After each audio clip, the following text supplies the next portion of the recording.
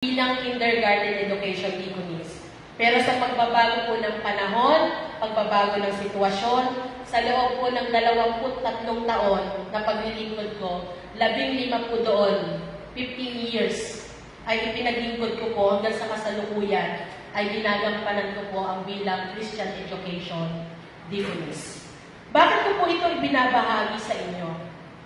Sapagkat nakita ko ang kahalagahan ng Christian education sa ating iglesia, sa ating paglilingkod, sa paglagong espiritual ng bawat mananampalataya mula sa mga bata hanggang sa mga adult members.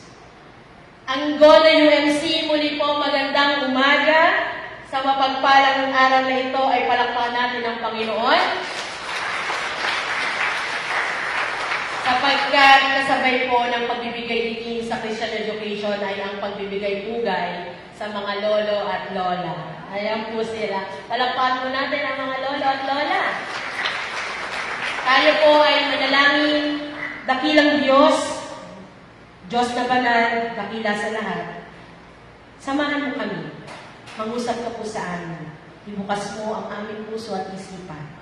Kumilos nawa po ang iyong banal na Espiritu sa aming kalagitnaan at tanggapin namin ang biyaya ng iyong mabuting balita sa amin at mahayag ang iyong dakilang kalooban. Ito ang aming panalangin sa pangalan ni Jesus. Amen. Sinasabi ng edukasyon ay nagsisimula sa loob ng tahanan.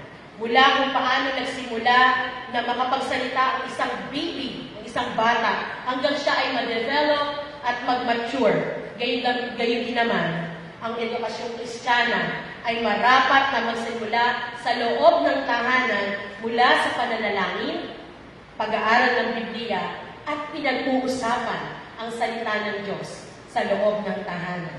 Sa pamamagitan nito ay nagiging bukas ang ating puso at isipan ng bawat isang individual upang lubos na makilala at tanggapin natin ang ating Panginoon sa kanilang buhay bilang Diyos at tagapagligtas. At dito, mga kapatid, magsisimula ang paghakbang sa lakbayin ng pananampalataya.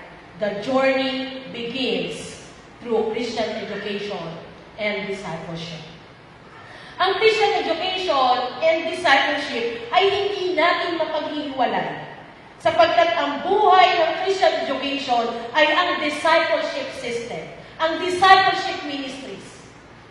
Ang sistema na nilalaman ay ang paghubog sa pananampalataya, sa pagkatao, sa pag-uugali at personalidad bilang mananampalataya. Kaya ano ang inaasahan ngayon sa atin bilang mga Kristiyano? Sa pag-aaral po ng Lay Servant Ministries or LSM, ang LSM po or ang Lay Servant Ministry ay isang discipleship program para sa mga laiko, para sa mga miyembro, na isa sa mga sessions po o mga topic nito ay ang conflict resolution. At ang talatang binasa po sa atin sa Ebanghelyo ay pinagbatayan ng proseso ng conflict management, ng conflict resolution, na kung saan ang katotohanan sa mga talatang ito, ang pangunahing hadlang ay ang conflict, ang salitang conflict, ang sitwasyon ng conflict ay dahilan, hadlang sa pagmimisyon, pagdidisipulo, pagmiministeryo. Bakit po? Nagkaroon ng mga miyembro, sabi ko nga po sa inyo, marami na ako nagsinuhang iglesia, may mga miyembro magtatampo, aalis. May mga miyembro nagtampo, di nagsimba.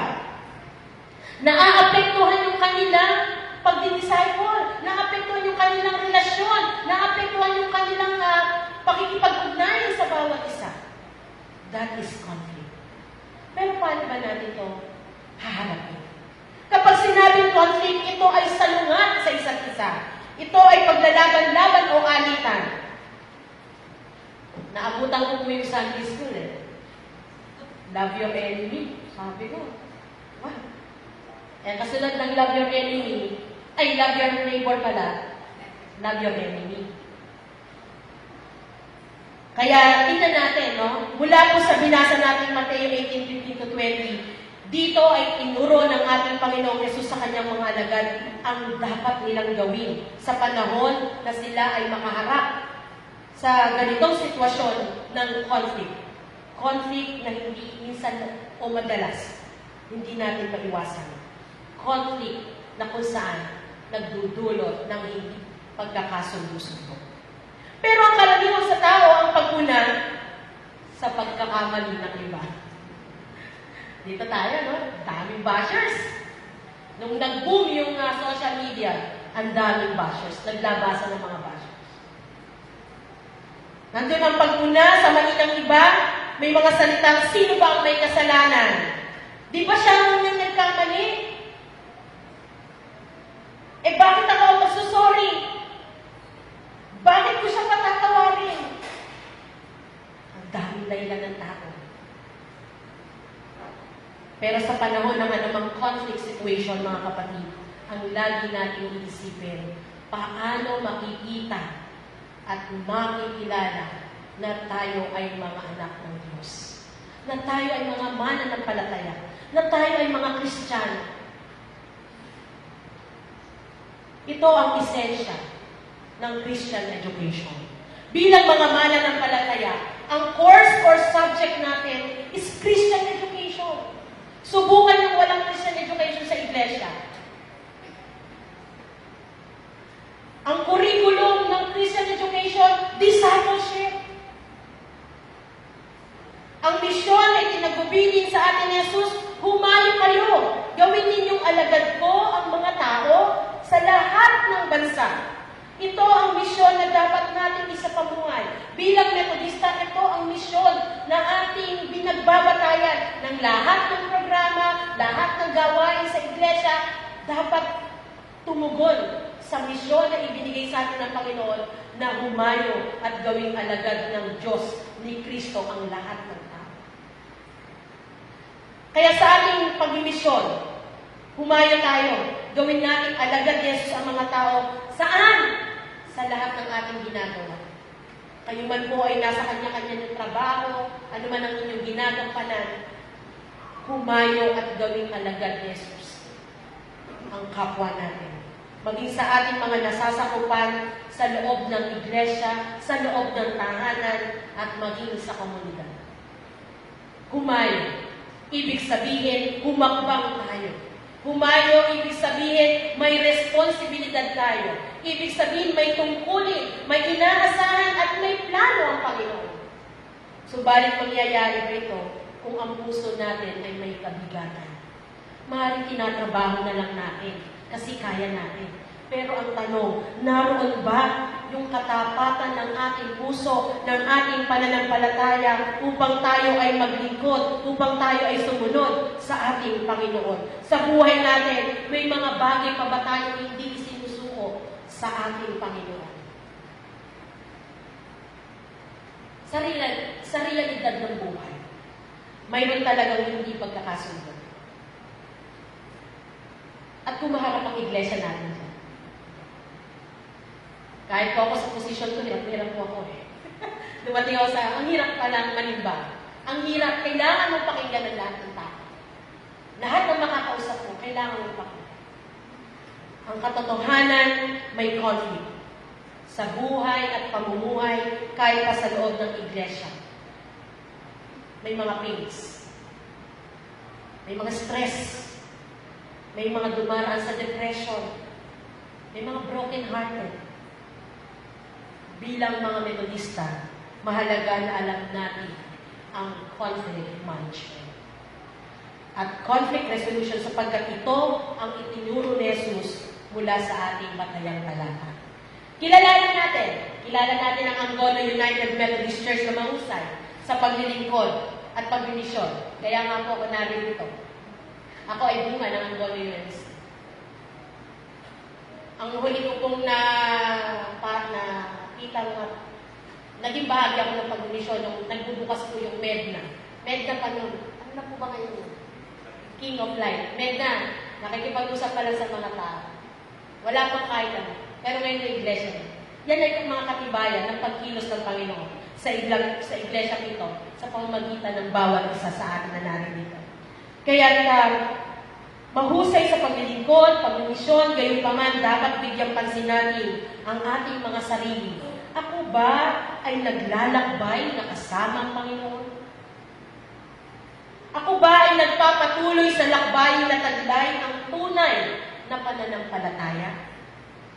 Naglalakbay ba ako sa pananampalataya na taglay ang pagkakilala or identity na ako ay tagasunod ni Kristo? O baka naman nakikisabay na lang tayo sa lakbay ng iba? O baka naman nakasabit na lang tayo sa paglalakbay ng iba?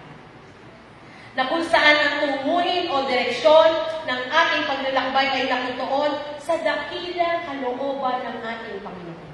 Na kung saan ikaw, tayong lahat bilang mananampalataya ay manindigan at naninindigan sa pananampalataya na ang pinanghahawakan ay ang kapangyarihan ng ating Panginoon.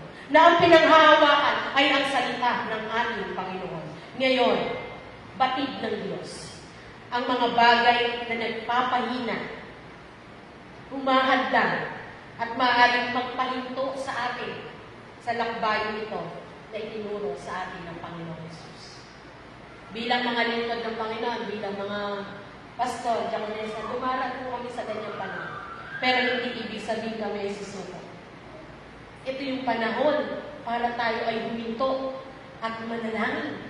Huminto at alamin ang kalooban ng Panginoon. At kung maaari tayong mag-fasting, gagawin natin. Sapagkat ito ay bahagi ng patuloy na paglago bilang mga mananampalataya. The Ministry of Reconciliation o ang Ministeryo ng Pagkakasundo, ito ibinigay sa atin ng Panginoon. Ang kapangyarihan ng Panginoon ay sa atin kung ang ating paglalakbay ay maranasan natin ang pagkakasundo, ang pagkakaisa, ang reconciliation.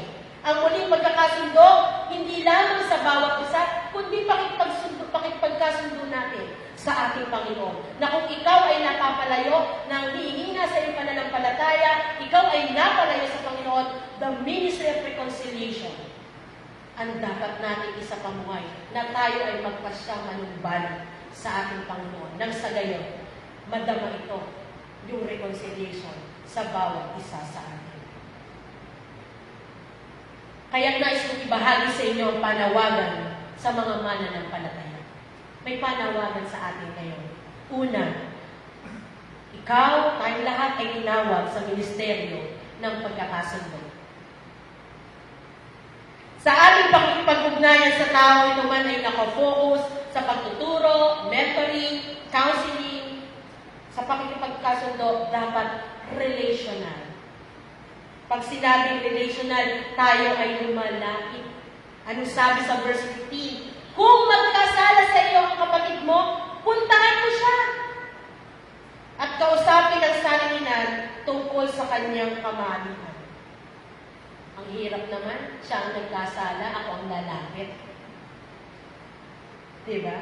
Pero ito ang kahalagahan ng communication. Ang pakikipag-usap na handang makinig, handang umunawa, handang tumanggap, sapagkat siya ang nagkasala, pero ikaw ang lalapit para gumawa ng unang hakbang. Ito ay pagpapakita ng pagpapakumbaba na tungo sa pagpapatawad. Sabi nga sa awit, tapusin na, limutin na, tayo magkaisa. Kausapin natin siya ng personal na hindi siya mapahiya. Yun ang relational. At maingatan ang ugnayan sa bawat isa. Kung hangad natin ay kapayapaan, taglayin natin ang kapakumbabaan na siyang magdudulot ng pagkakasundo-sundo sapagkat sa pamagitan nito, magbabalik ang relasyon sa ating Panginoon at sa bawat isa. Huwag tayong magtanim para sa anumang magpapabigat sa ating puso. Palayain natin. Bagkus, patawarin natin ang ating sarili at lumapit tayo sa tao nakasakit, nagkasala, at magpatawaran tayo sa isa't isa. Gawin ang ministeryo ng nararapat. Tulad ng ginawa ni Jesus, bagamat siya ay Diyos, ibinaba niya ang kanyang sarili para siya ay makapaglingkod sa sanlibutan. Pangalawang panawagan, tinawag upang maging tagapangayapa. Kung sa una, hindi ka nagtagumpay, hindi ka pinansin, sin zone, sa pakikipagkasundo, sa ikalawang pagkakataon, makita natin ang intentional approach. Gusto ko talaga eh. Intentional talaga siya. This is an intentional discipleship. Ngunit, kung ayaw niya makinig sa'yo, sabi sa verse 16, magsama ka pa ng isa o dalawang tao. Di ba? Magsama ka pa ng isa o dalawang tao. At dito makikita natin yung intentional discipleship na kung saan ang ministeryo ng support group, care group, Bible study group, prayer group, discipleship group, ito ay maging katuwang mo upang makalapit sa tao, upang tayo ay makapaggawa ng reconciliation. Kaya sa nating sa Christian education ay binibigyan din natin ang kahalagahan ng small group ministries. Ibig sabihin, hindi tayo nag-iisa.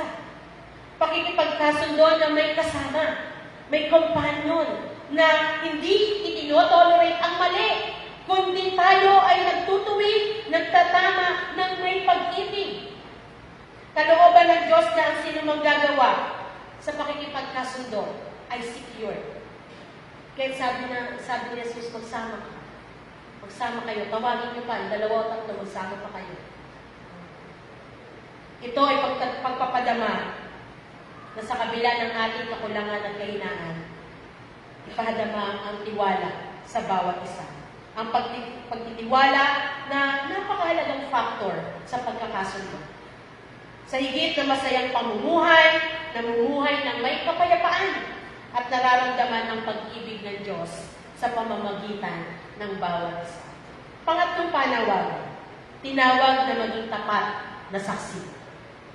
Witnessing. Verse 17. Kung ayaw nilang makinig sa kanila, sabihin mo sa iglesia ang nangyari. Eto na. Involved ng church. Ito ay pagtukoy sa mga leaders ng iglesia. Paano tayo nangunguna? Ang mga leaders, paano tayo nangunguna sa pagkakasundo? Kung sasabihin sa iglesia, mapagkakatiwalaan mo, o baka naman, magdulot pa ng kasiraan. Yan ang mindset ng tao. Baka mahusgahan pa. Napakahalaga na maramdaman ng iglesia ang security. Ito po ang naging ministry namin sa Kaintayo MC. Dumaan po kami sa matinding pagsubok. Dumaan kami sa matinding conflict. Pero ang pag-uusap, pagharap sa conflict, pananalangin, at patuloy na ma-focus ang aming intensyon, ang aming layunin sa paglilingkod at pagmimisyon, hindi pinapabayaan ng Diyos ang kanyang iglesia. Kaya patuloy ang buhay ng Kaintayo. Maliit lang po yun, mga kapatid. Baka yung kalahati nitong church, malaki pa rin. Ganun po kaliit ang Kaintayo. Pero, yung security ay napakahalaga. Ang pag-ibig ay napakahalaga. Ang tungkulin natin bilang mga tagasunod ni Kristo ay mag-disciple, mag-misyon, abutin ang sino mang nangangailangan pa ng mabuting balita ng kaligtasan. Ikaw, tayong lahat ay iglesia.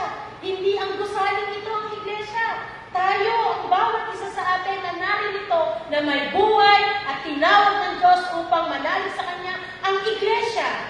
Mula dito, ay may dalawang bagay na dapat tayong tandaan. Sabi sa verse 18, ano mang ipagbabawal ninyo dito sa lupa, ipagbabawal sa langit. At ang ipahintulid ninyo dito sa lupa, ipahintulid sa langit. Ibig sabihin, ang kapangyarihan ng pananalangin at presensya ng Diyos ay tunay at katotohanan na nakaayon sa kalooban, plano, hangarin, tinig at puso ng ating Panginoon. Lahat ng ating hangarin, lahat ng ating hakbangin ay nakaayon sa Panginoon. Pangalawa, kung ang dalawa sa inyo ay nagkaisa dito sa lupa sa paghingi ng anuman, ito'y ipagkakaloob sa inyo ng aking Ama na nasa langit, sapagkat saan man at may 2 o 3 nagkatipon sa pangalan ko, naroon ako kasama nila. Mga kapatid, hindi ibig sabihin na 3, 2, enough na. Hindi ibig sabihin na pwede na akong umabsent. Kasi 2 o 3 lang naman eh. Hindi ibig sabihin na pwede na tayong lumiban at hindi tumugon sa Panginoon. Ang sinasabi dito, tayo ay maging mapagpasalamat sa bawat kaluluwa na tumatanggap kay Kristo, na sa pamamagitan ng ating pagmimisyon, pagdidisipulo, pagiging witness ng Panginoon, na may nagbagong buhay sa pamamagitan ng buhay mo, iyon ang ipagpapasalamat natin. 2 o 3 kaluluwa ang kumilala sa Panginoon, ipagpasalamat natin sa Panginoon. 2 o 3 na tumanggap sa Panginoon bilang Diyos at tagapagligtas, magpupuri tayo. Ito ay kagalakan ng pagtatapat natin sa ating Panginoon. Kaya hindi tayo dapat tumigil sa ating lakbayin sa paglilingkod. Sa mga panawagan ito, marahil ay may kukumpara natin ito sa ministeryo at patotoo ng buhay ng mga lolo at lola, na kung saan sila ay nagiging daan sa pagkakasundo ng kanilang mga anak, mga apo, no? Kapag wala na malapitan, call lolo, call lola. Di ba? Kung saan daan sila ng pagkakasundo. At ang kanilang paglilingkod sa iglesia ay talaga namang hindi nila alintana ang edad. Di ba? Taas po ang kamay ng mga lolo at lola. O, di ba? O, di ba? Hindi alintana. Nandito sila, hindi alintana yung edad, limitasyon, kahinaan, para hindi sila makapaglingkod at makapagministeryo. Para lamang sa Panginoon. At isa sa kanilang ministeryo sa iglesia, sila ang nagsisilbing tagapamagitan sa pananalangin o tinatawag natin mga intercessors at prayer warriors. Ang nanay ko, wala na pong memory yan. Hindi na po ganun kayo naalala. Pero pagka gabi po yan, sasabihin niya sa akin, pag umuwi po ako, hindi ka na, mahiga ka na, mahiga tayo, magpipray pa ako. Ang hindi nawala sa kanya, pananampalataya. At naniniwala po ako na mga lolo at lola ay tunay ng waran at ehemplo ng pananampalataya ng bawat isa sa atin. Kaya mga kapatid, sa mga grandparents, saludo po kami sa inyo. Mga kapatid, hangad natin na manatili ang kagalakan sa ating puso. Huwag tayong tumigil sa pagsunod sa Panginoon, sa kanyang mga panawagan para sa bawat isa sa atin. Sa mga naririto ngayon, sa mga nakaupo at gayon din sa mga nakasubaybay po sa live streaming, ang Diyos ay nagagala sa mga tapat at nagtatapat na sumasamba at mga kabilang sa bayan ng Diyos. Sa aking pagtatapos, mga kapatid, sa oras na ito, kamusta po ang puso niyo?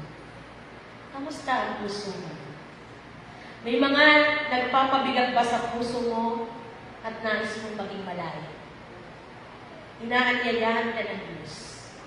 Inaanyayahan tayo ng Diyos sa Kanyang presensya na magtapat, ipagtapat sa Kanya at isuko ngayon sa Panginoon ang anumang bumabagabag sa iyong puso. Magpasya. Magpasya tayong lumapit sa ating Panginoon. Magpasya tayong lumapit, maging sa taong hindi mo nakasundo. Lumapit sa taong dapat mong kausapin tungo sa pagkakasundo. Hindi man tayo ang may di pagkakaunawaan, ngunit ikaw ay magamit bilang instrumento ng pagkakasundo. Tayo ay maging peacemaker. At ang panawagan sa bawat isa sa atin, mga kapatid, ang panawagan sa iyo ng Panginoon, tinatawag ka sa ministeryo ng pagkakasundo. Tinatawag ka upang maging tagapamayapa. Tinatawag ka upang maging tapat na saksi. Nang sa gayon, makita at makilala ng sanlibutan si Jesus sa pamagitan ng buhay mo, sapagkat ikaw mismo, bilang tagasunod ni Kristo, ay tagda or sign na ang Diyos ay gumagawa. Sign na ang Diyos ay sumasa atin, kasama natin, tungo sa ganap na pakikipag-ugnayan sa bawat isa. Mga kapatid, sa ating journey, be a minister of reconciliation, be a peacemaker, and be a faithful witnesses through Christian education and discipleship. Amen.